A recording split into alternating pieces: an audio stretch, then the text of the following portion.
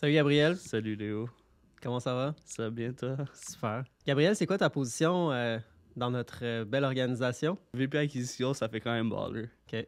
C'est quoi le rôle du VP Acquisition? En gros, le rôle du VP Acquisition, c'est de s'assurer que Vision Dev fasse des deals. OK.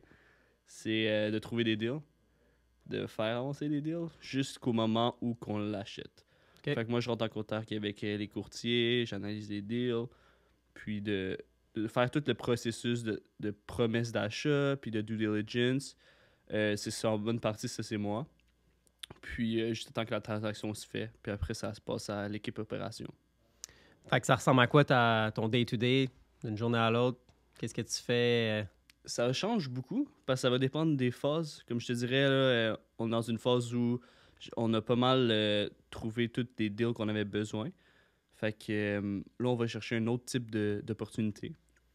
Fait que je te dirais en phase d'acquisition, c'est vraiment beaucoup de parler avec des courtiers, faire du networking, envoyer des campagnes, que ce soit postales, des mass mail. De vraiment aller, je veux dire ça, même en mode shark pour trouver des deals qui nous convient. Fait que ça, c'est vraiment une période où tu déjeunes pas le matin, là. Ça, c'est une période où je Parce déjeune qu'il faut pas que le tu sois en matin. mode Faut que j'aille chasse. faim. T'es faim. Faut que j'aille faim. Fait que là, je dois trouver le plus d'opportunités possible parce qu'on va pas se mentir souvent, hein. Ça prend des centaines d'opportunités avant d'en trouver une bonne. Fait que je te dirais, ça, c'est la partie quand je suis très occupé. Quand je suis moins occupé, ben, je me focus plus sur trouver un type de deal qui est vraiment précis. Quelque chose que, comme on appelle ça dans l'immobilier, un home run deal. Quelque chose qui peut stand out. Coup de circuit. Coup de circuit. OK. Fait que ça dépend, mais je te dirais, tu sais, regarder mes emails, regarder qu'est-ce que je reçois chaque jour, regarder le marché quand je suis en phase d'acquisition. Des fois, il y a des bonnes choses sur le marché, c'est rare. Mais ça arrive, comme on a un deal qu'on va closer là, dans 2 semaines, puis il était sur le marché. Euh, Fait que je te dirais, ouais, c'est vraiment juste de être à l'affût de qu'est-ce qu'il y a. Puis de connaître, quand tu connais ton marché, puis quand je suis en phase d'acquisition, je le connais par cœur, qu'est-ce qui sort, puis qu'est-ce qui est déjà là, puis qu'est-ce que ça fait longtemps qu'il est là. Ça te permet de bien jouer tes cartes, Hmm. puis d'avancer sur des deals. Puis des fois, même de créer des opportunités. Quand tu sais que ça fait 300 jours qu'il est sur Centris, il a beau demander 1 million, mais peut-être qu'il va le vendre à 800 000 parce qu'il commence à être tanné, tu vas en attendre. Fait que, ouais. Fait que c'est quoi un bon deal? C'est quoi un beau deal? Un beau deal, c'est différent pour tout le monde. Avant de travailler avec vous, puis chez Vision Dev, nous, on regardait un bon deal, c'était un deal que quand on a fini l'optimisation, on peut take out tout l'argent. Puis là, chez Vision Dev, on vise d'autres rendements. On vise des rendements de notre fonds. Fait que tu sais, c'est relatif à chaque personne. Puis c'est pour ça qu'il y a des gens qui payent trop cher pour des deals. C'est pour ça qu'il y a des gens qui sont vraiment picky. Je dirais pas qu'on est vraiment picky, mais on n'accepte pas tous les deals. Selon moi, un bon deal, c'est quelque chose que tu peux faire de l'argent avec déjà, là. Après, c'est à toi d'établir ta cible de rendement que tu cherches. Tu sais, il y a des gens qui sont un peu plus shark, il y a des gens qui sont un peu plus euh, comme moins de risques. Ils veulent pas prendre le risque de faire ça. Puis tu sais, il y a aussi différents types d'acquisition. Si tu fais un buy and hold, ça va être différent qu'un immeuble que tu veux optimiser en termes de c'est quoi les rendements que tu vas aller chercher en termes de qu'est-ce qui est un bon deal, qu'est-ce qui est pas un bon deal. Tu me disais tantôt que le processus d'acquisition se fait en 3 étapes. Trouver l'opportunité, mettre l'opportunité sous contrat, puis après, le due diligence, qui est Mhm. la dernière étape avant de passer chez le notaire. Combien est-ce que tu regardes de deals avant de faire une offre? Avant de faire une promesse, je dois regarder comme entre 2 et 300 deals quand même. Avant de faire une promesse d'achat? Avant de faire une promesse, ça doit ressembler à ça. C'est beaucoup. Oui, c'est beaucoup. Ben, ça dépend. Puis c'est quoi regarder un deal? Il y a, c'est ça, il y a plusieurs façons de regarder un deal. Tu sais, quand tu fais ça tous les jours, tu as une certaine connaissance du marché. Puis tu sais qu'il y a des choses que ça vaut même pas la peine d'analyser, right? Mais c'est un deal que je regarde pareil, mais je prends pas 5-10 minutes pour faire des analyses plus concrètes. Mhm. Fait que tu sais, ça compte dans les 2 à 300 deals, mais je passe pas énormément de temps là-dessus. Là. Je suis comme. Non, ça peut être une seconde, là. C'est ça, ça peut être 20-30 secondes juste à faire comme, ok, il demande trop cher, il n'y a pas de potentiel. Next, tu comprends? C'est quoi la première chose que tu regardes? Première chose que je regarde, pis ça veut rien dire en immobilier pour la plupart des gens, mais c'est le prix par poste. Parce que nous, on est tellement niche dans notre marché qu'on cherche juste Montréal, on cherche juste un certain type d'acquisition que c'est facile de voir tout de suite est-ce qu'ils demandent vraiment cher que c'est même pas possible de faire ce deal-là? Fait que je regarde ça, mais il faut vraiment faire attention avec ça parce que ça peut te jouer des tours des fois. Mhm. Mais quand tu connais très bien ton marché, c'est un bon indicatif. Fait que tu commences par le prix par porte. Ouais, prix par porte, puis ensuite... Si le prix par porte fait du sens, c'est quoi ouais, la prochaine ça chose fait que du tu regardes? sens. La prochaine chose, c'est de regarder les revenus en termes de c'est quoi le loyer moyen. Est-ce que le loyer moyen est haut? Est-ce que le loyer moyen est bas? Puis c'est souvent ça va avec le prix par porte. Parce que les immeubles se transigent à un multiplicateur de revenus. Puis plus tes revenus sont hauts, plus ton immeuble vaut cher, normalement. Mhm. Fait que c'est pour ça que le prix par porte, c'est un bon indice. C'est que si ton prix par porte est haut, souvent c'est que tes revenus sont plus hauts. Puis nous, on cherche à aller avoir on cherche à avoir des immeubles avec des revenus bas. Fait que souvent, ceux qui ont des revenus bas sont moins chers. Pas tout Mhm. le temps, parce qu'il y a des propriétaires qui en demandent beaucoup, mais souvent c'est ça. Fait qu'une fois que je regarde le revenu puis le loyer moyen, je fais comme, écoute, qu'est-ce que je peux faire avec ça? Est-ce qu'il y a un potentiel? Est-ce que les loyers sont déjà maxés? Est-ce que les loyers font du sens? Souvent, le genre d'immeubles qu'on achète, c'est des immeubles qui sont un peu, on va dire, laissés à l'abandon. Qui sont, je te donne un exemple, on vient d'acheter un 12 logements, c'était sinistré, c'était vacant. C'est des immeubles que les gens peuvent pas vivre là. Fait que ça nous permet, c'est sûr, de pouvoir augmenter la valeur de cet immeuble-là parce que l'immeuble est dégueulasse. Là, il y avait des champignons et tout, puis faut tout refaire. Si ton immeuble il se tient pas mal, c'est plus dur, puis c'est souvent comme des propriétaires qui ont gardé les loyers à bon niveau. Puis la raison que les propriétaires négligent leurs immeubles, c'est parce qu'ils n'ont pas augmenté leur loyer, puis comme ils veulent pas mettre de l'argent pour pas faire de l'argent, là, puis tout le monde va comprendre ça. Là. À la fin de la journée, tu veux pas commencer à mettre des grosses sommes si toi, tu perds de l'argent sur ça. Mhm. Fait que je te dirais c'est pas mal ça le topo. Puis tantôt, tu parlais de coup de circuit. En ce moment, on a tout déployé nos capitaux pour la dernière ronde de levée de capital. Donc, on est un peu moins agressif dans nos recherches dans le marché en ce moment. Donc, tu te concentres sur trouver des perles rares. Coup de Ouais. circuit. C'est quoi un coup de circuit? Un coup de circuit, c'est pour moi, c'est un deal qui va dépasser quand même beaucoup nos rendements qu'on vise, right? C'est un deal soit que le risque il va être très bas, je te donne un exemple avec des immeubles vacants, ou soit que le rendement potentiel est très haut. Fait que ça, c'est ce que j'appelle des courts-circuits. Je te donne un exemple. On avait une histoire, c'est un 15 logements. Ben, c'est un 9 puis un 6 logements. Puis le 9 logements, comme ça valait, selon nous, il était à moitié vacant. Fait que déjà là, le risque était vraiment bas. C'était un vieil immeuble. Puis le propriétaire ne demandait pas beaucoup, mais le 6, il demandait quand même cher. Mais puis le propriétaire, il voulait vendre ensemble. Fait que qu'est-ce qu'on a fait? C'est qu'on a fait un offre pour les deux propriétés, pour le portefeuille, dans le fond. Puis ça, c'est un coup de circuit parce qu'on aurait pu revendre le 6 logements. Puis le 9, qui était à moitié vide, on aurait pu le garder, lui. Puis le rendre au goût du jour. Mhm. Puis ça parce qu'il y a eu l'opportunité d'acheter les deux ensemble, ça aurait fait qu'on aurait pu vendre le 6plex plus cher.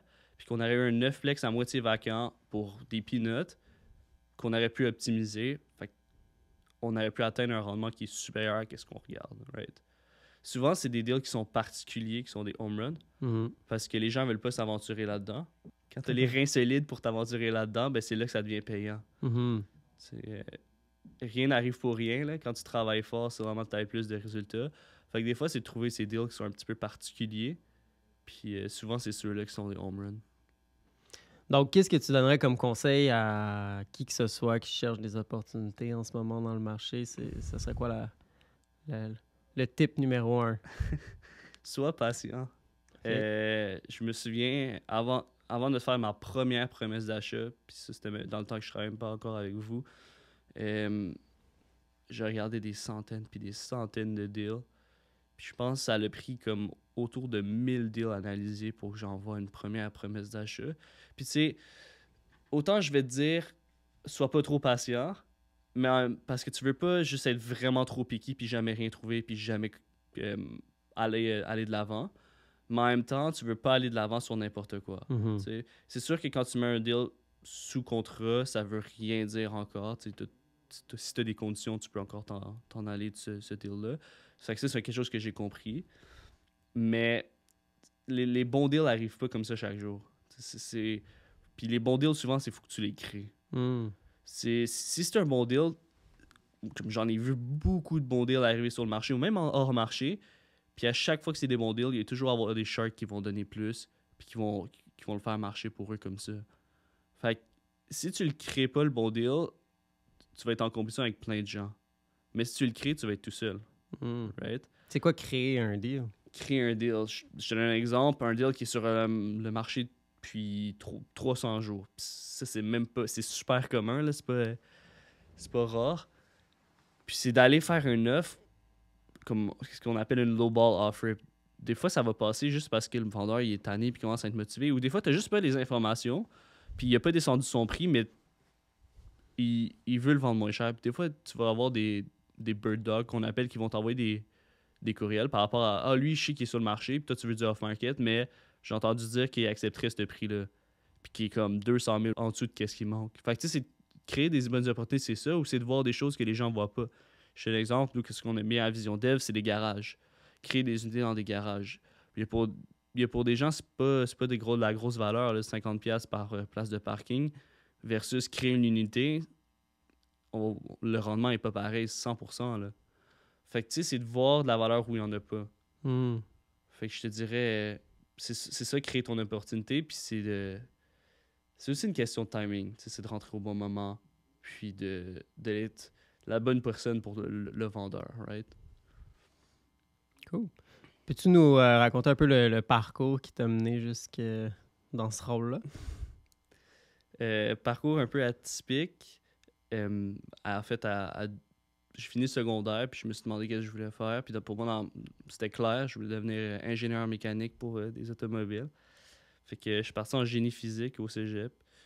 Que j'ai pas détesté. Ben, je suis pas un gars d'école, mais j'ai pas détesté la technique en tant que telle. Fait que j'ai appris plein de choses sur la physique, j'ai appris à programmer, plein de choses super intéressantes.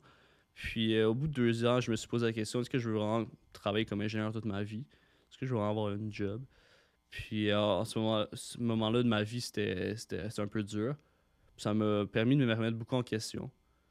Puis j'ai commencé à discuter avec des gens, puis j'ai réalisé que je pense pas que je veux travailler toute ma vie là-dedans. Puis que pour moi, c'est un peu comme une prison avoir une job, mais c'est différent pour tout le monde.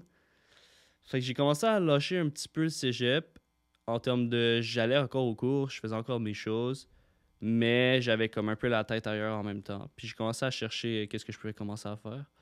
Puis c'est là que j'ai trouvé l'entrepreneuriat, puis j'ai essayé plein de choses.